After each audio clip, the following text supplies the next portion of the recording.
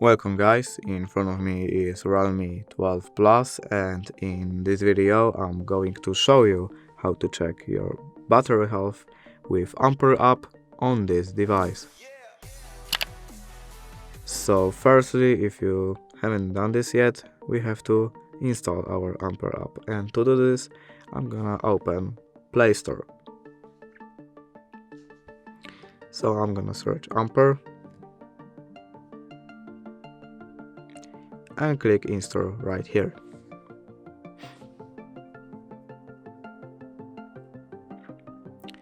As you can see, it's already installed, so now I'm gonna open the app.